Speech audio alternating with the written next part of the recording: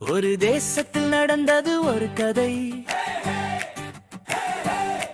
கொக்கும் நரியும் நண்பர்கள் தான்.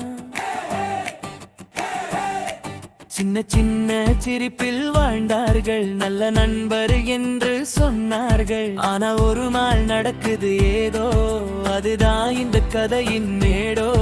வீரன் வீட்டுக்கு வா என்று நரி சொன்னதே, சுவையான உணவு உண்டு என்று அழைத்ததே. கொக்கு அண்ணன் சிரித்து நான் வருகிறேன் பேசிக்கொண்டு நரியின் வீட்டுக்கு சென்றதே. கொக்கும் நரியும் விருந்துக்கு போகும். வாசனை பட்டு வந்த கொக்கு ஆசையிலே உணவை பார்த்ததும் நின்றது ஏமாற்றத்திலே. தட்டான தட்டில் நரி உணவு வைத்ததே. அழகு நீளமான கொக்கு சாப்பிட முடியல.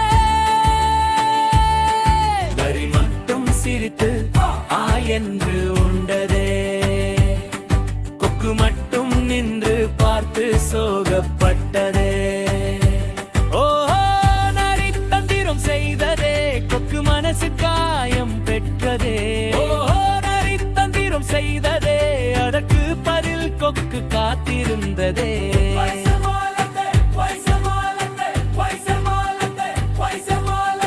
நல்லது செய், நல்லது செய், தந்திரம் வேண்டாம், வாழ்க்கையில் வேண்டாம், எல் வேண்டாம், நல்ல வழி, நல்ல வழி, நல்ல அன்போடு வாழுங்கள், வாழுங்கள், வாழுங்கள்.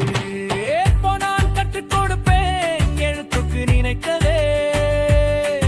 என் வீட்டுக்கு வா என்று நரியை அழைத்ததே. நரி மகிழ்ந்து சாப்பிட போகும் எனக்கு வீட்டுக்கு விரைந்து வந்ததே. வைத்த பாத்திரம் உயரம் குறுகியதே. அதிலே மட்டும் அவன் அழகு நன்றாக சென்றதே.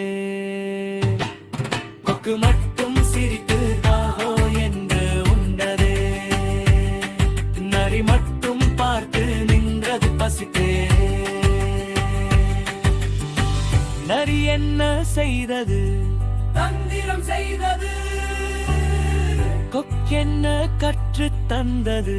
பாடம் கற்று தந்தது. தவறு செய்தால் என்ன ஆகும்? திரும்பி வரும். நல்லது செய்தால் என்ன வரும்? நன்மை வரும், நன்மை வரும். ஏமாற்றம் செய்தால் அதேதான் திரும்பும். நல்லது செய் நண்பா, நன்மைதான் வரும். தந்திரம் வேண்டாம், நேர்மை தோழம், அன்போடு வாழ்வோம், அதுதான் வாழ்க்கை நோக்கம். கொக்கும் நரியும் கதை சொல்றது, செயல் திரும்பி நம்மை தான் தொட்டிடும்.